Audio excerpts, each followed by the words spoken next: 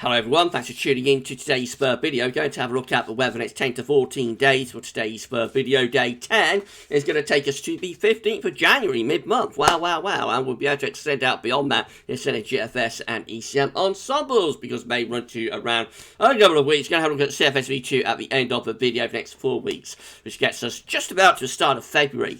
I'll get on that for you in a moment. Just say that first video release is our 7 AM upload. And I've also released USA forecast, so please like, share, subscribe on all other videos. And thank you so much, everybody, for doing that. Right, going to start off with latest temperature observations. It's cold out there. If you're not ventured out yet, it's turned colder over the last 24 hours or so.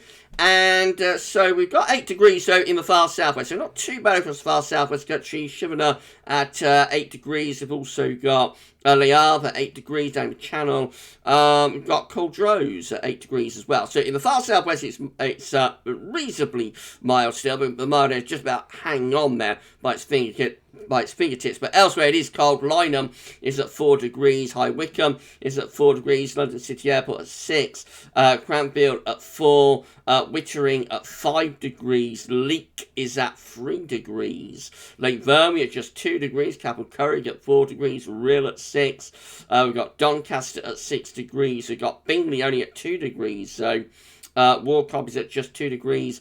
Rennisdale Camp is at 3 degrees. Chatterhall is at 4 degrees. We've got Belfast at 4 degrees. And we're actually below freezing in Moore Park over in Ireland. -2 is the maximum there. It's a very cold night. Overnight up to Scotland, we've got 1 degree at Aviemore. We've got Dundee at 5 degrees. We've got Glasgow 4 degrees, and we've got Inverness at 3 degrees, and we've got Out Harbour at 2 degrees. It's going to be very cold tonight. There's going to be a widespread and quite severe frost. Some places will see the temperature go down to -6, and over snow cover in the north, the snowfields might go down to like -10 across some central parts of Scotland. So, yeah, it has turned quite a bit colder compared to that very warm New Year that we had.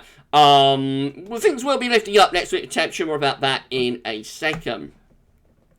Now, CET is absolutely plummeting. Of course, you know that we had that very, very high CET for the first day of the month. Now, 4 days in, we're standing at 8.8 degrees, which is still 5 degrees above average, so still exceptionally mild. But that has come down a lot. Yesterday, that was standing at 10.5 provisional to the 3rd. It's now gone down to 8.8, which means that in 24 hours, we lost nearly 2 degrees off that. Certainly over 1.5 degrees was taken off that CET from the 3rd to the 4th of January. That's going to drop further, today and again tonight. We're going to be that very, very cold night. Tomorrow will be quite a cold day as well. So this is probably going to be down in the 6s, I would have thought, by the end of the week. So by the end of the week, we'll probably be down into the 6 degree mark, I think. So, yeah, big old unravelling, big old collapse of CT from a very, very, very high number, though. This is like a one-off year to have such a high number for the CT for the very first day of the month. But entertaining, isn't it, to watch it sort of collapsing away like that. We shall see where we are by the end of the week. GFS upper air temperature and precipitation ensembles are looking like this one. Wigan today. So the red line is a 30-year upper air temperature average for Wigan. We're cold and average at the moment, of course. Going to stay pretty cold into the weekend as well, but it's a little bit of up and down going on. 1 or 2 warmer sectors coming through. But I think overall, right to the beginning of next week, we're reasonably cold. But it goes milder, though. Next week going to be milder. 1 push-up in the temperature there, and another push-up in the temperature taking place just there. So as we go through the second week of January, this does look like a milder week. Then as we get into the middle of the month and the 3rd week of January, second half of the month, looks like the upper air temperatures are dropping, although there is quite a lot of scatter within that. So we've got the warmer ensemble members up here, of course, and then we've got significantly colder ensemble members down there. Some are dropping into a freezer through the 3rd week of January. These ones down here do drop into the freezer, but they are, of course, cold outliers, and we've got an equal number that are keeping things really warm. So I think into the second half of the month, you know, it's still quite uncertain, and it's going to be a case of where the high pressure goes. And we can talk about this in a moment. Where is that high pressure going to go? Will it go north and west and allow colder air in, or will we keep high pressure essentially okay? So we can see a bit of a drying trend appearing as well. So as it's quite unsettled and zonal and pretty cold over the next few days, it's going to be quite wet as well. There's a drying trend for the second week of January just here as we you know, lift up those upper air temperatures. We dry out a little bit as well with high pressure coming in, and then maybe getting more unsettled into the second half of the month. But again, there is a lot of uncertainty in relation to that. Let's have a look. Sea level pressure, so we can see what's going on there. Yeah, so I was starting off relatively low pressure at the moment. Of course, pressure is going to really pick up as we get through into next week. High pressure will be building up from the Azores. Then after that, probably a declining pressure, if anything, through the second half of January. You'll notice that synoptically, the GFS 6Z operation run, this green line just here, was a bit of an outlier trying to keep high pressure in control. So just bear that in mind when we see the 6Z in a moment, that actually it's a little bit of an outlier. Let's have a look at the 6Z, I should say. Upper air temperature and precipitation ensembles, there they are. So again, you see the scatter within the 6Z ensemble suite. So in the second half of the month. So yeah, you know, got cold ensemble members down here, got milder ensemble members up here, which does include the 6Z operation run. As far as 2 meter temperatures are concerned, yes, we're going to lift those up. So we're starting off pretty cold at the moment. They're going to lift up into next week, although not getting anywhere near as warm as the new year, and then probably falling away around middle to second half of January. And finally, the snow row looks like that. So there is a risk for, remember it's Wigan, so it's in Northern England, there is a risk of snow there at the end of the week. It will be quite cold. Then as it goes drier and milder, no snow possibilities, but quite a few snow spikes showing up there around the 19th to 21st of January. So that's the next opportunity for a little bit of the white stuff. Right, temperature anomalies from the 5th through to 13th of January, near normal, a little bit colder average in the north, a little bit milder average in the south. It's not a particularly big deviation either way. And precipitation anomalies from the 5th to 13th of January, many areas coming out drier than normal. Latest windflow map from earthnorthschool.net shows that we're still drawing down those cold northerly winds. There they are, just to our east. A ridge of high pressure that's building in from the Atlantic, and this next area of low pressure is on its way, and that's going to bring heavy rain, maybe some snow into tomorrow.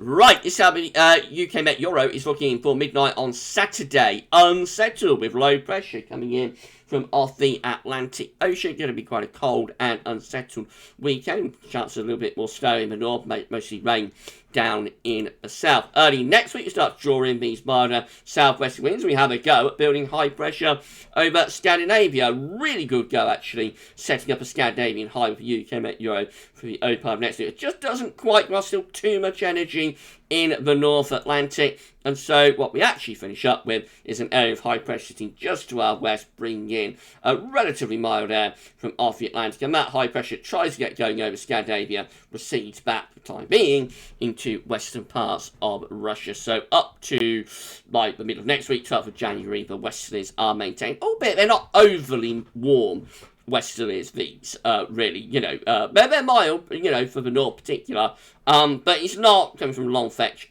southwesterly source of air. Probably not a cloud being dragged in with those westerlies as well. Right, that's as far as we get to with that one. We'll have a look at icon net shows. So we're going to go here.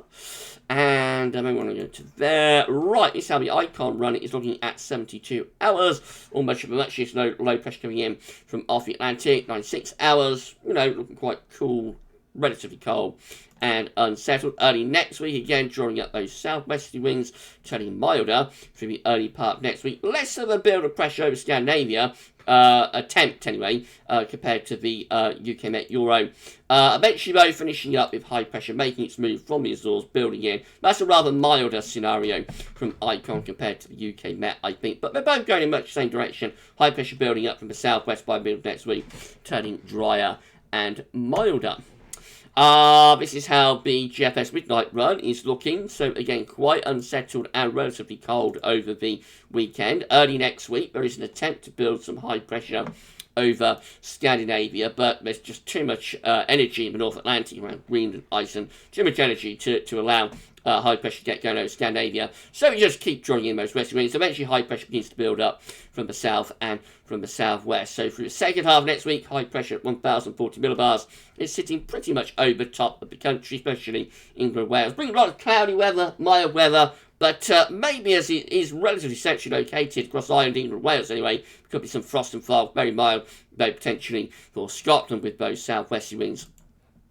Then up to day 10, the high pressure continues to reach through the country again, bringing a lot of dry weather, especially to England, Wales. Might be some frost and fog mixed in, maybe starting to get a little bit unsettled, a little bit cooler for parts of Scotland. And then the high pressure sort of pulls out to our west, just beyond day 10. This is 16th of January, so just beyond day 10, and we start to drag in some cold air from the north, a big old cold plunge into northern Europe again. But we do get into some of that. The high pressure goes just far enough to allow that cold air to seep in from the north and from the northwest. So into second half of January, turning a lot colder with the GFS midnight run. And then just maintaining high pressure over to the west of the country, really. So maintaining the dry weather through the third week of January. All the time, it's how far west we get this high pressure, whether we allow in these cold winds from the north and northeast. Most parts of Europe are looking very cold. At the end of the GFS midnight run, much of northern Europe is into a big freeze. Scandinavia looks very cold again, as it has been so often through this winter, and much of northeastern Europe as well.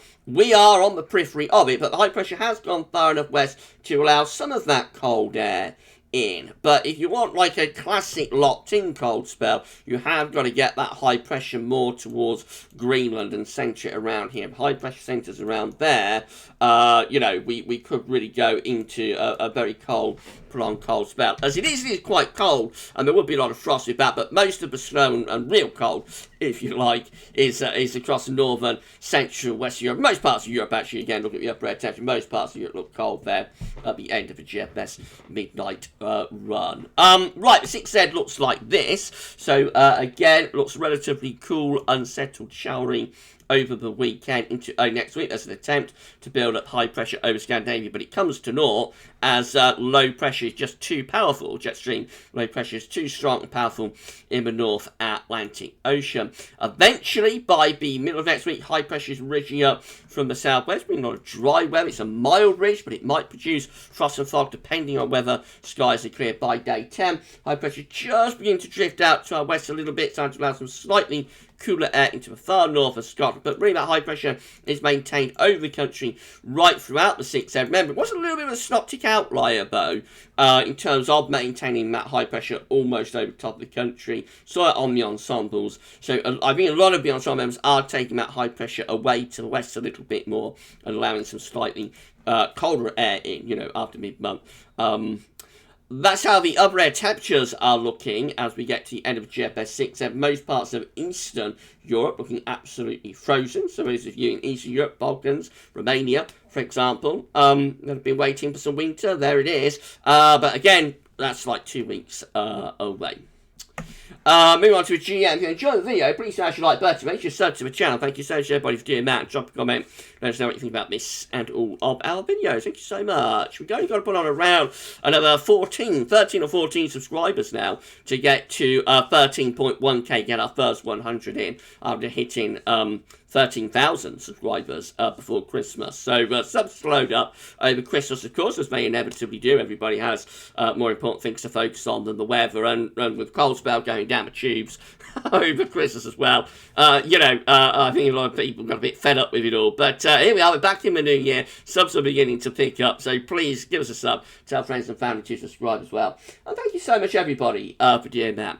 Right, the GM looks like that. Rather cold and showery on Friday, and that carries on into the weekend. Early next week, there's an attempt to build a Scandinavian high, but it comes to nothing as there's too much energy in the North Atlantic, so that ridge collapses, and we just finish up by the middle of next week under this area of high pressure. That might give some frost and fog to the south, but will be very mild for Scotland and for Northern Ireland, with wind coming in from the southwest. The exact nature of this high pressure, to be determined. Will it be a clear high? If it is a clear high, it will give frost and fog to England and Wales anyway, probably that, but Scotland would be cloudy and mild. By day 10, that high pressure beginning to drift both southwards and westwards. Could that be about to pull in a colder and more unsettled flow from the north? I wonder. It might be just hinting a little bit of amplification there beyond day 10 in the North Atlantic. I've got the ECM, which once more is looking rather cold and showery over the weekend, early next week. There's the attempt to build up the Scandinavian high, but because there's too much energy in the North Atlantic, nothing comes of that. And we eventually finish up with high pressure. Again, very similar to the GM, actually. High pressure to our south and west, low pressure to the north. And it does look as though this low is probably going to go in that sort of direction. If we go on another 24 hours, potentially we would start to draw in some of this colder air from the north. Maybe have a look at the upper air temperatures to day 10 and see, but they do look a little bit poised. We are already beginning to bring some quite cold air with -5 Celsius isotherm into the north. So if that high pressure pushes in that direction, then this cold air will start to move southwards. Where the high pressure is going is all important for the second half of January. If it goes anywhere, it might just stay stuck over top of the country, of course, for weeks on end.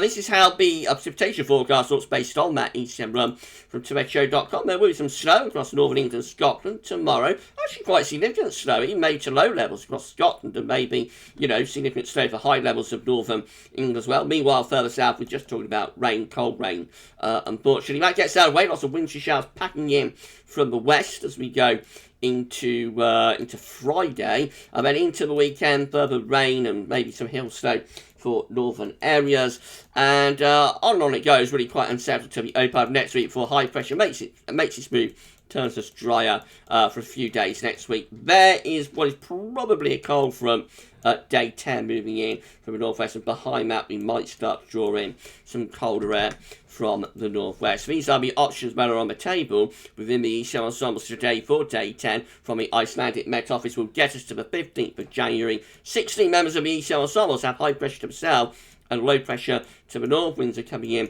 westerly direction, mainly dry, mild for the north, definitely. This high pressure in the south might deliver some frost and fog, depends on the exact nature of the high pressure. 13 have high pressure more or less over the top of the country and to the east. That's a slightly colder scenario, I think. We'll be bringing in the air a little bit more from the continent.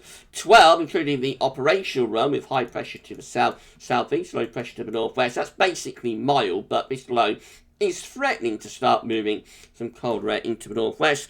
And then 10 with high pressure more or less over the country. Could be some frost and fog in the south, but will be quite mild with westerlies up in the north. In 2 weeks' time, these are the options that we've got. Will get us to the 20th of January. 21 members of the ECM ensembles then have the high pressure out to our west, and around that we possibly draw in some quite cold air from the north and northeast. 17 with high pressure again, a little bit further west. Low pressure to the northeast. That could bring in northwesterly winds and could be quite cold and wintry for northern areas. And then 13 with high pressure over and to the west of the country, mainly dry, and that's probably the mildest option, although even that one could produce some frost and fog. GFS V2 finally means a 500 millibar heights breaking down to week periods. The first week period will take us from the 5th through to the 11th of January. The coming week has low pressure to the north and to the east, high pressure to the west and to the southwest.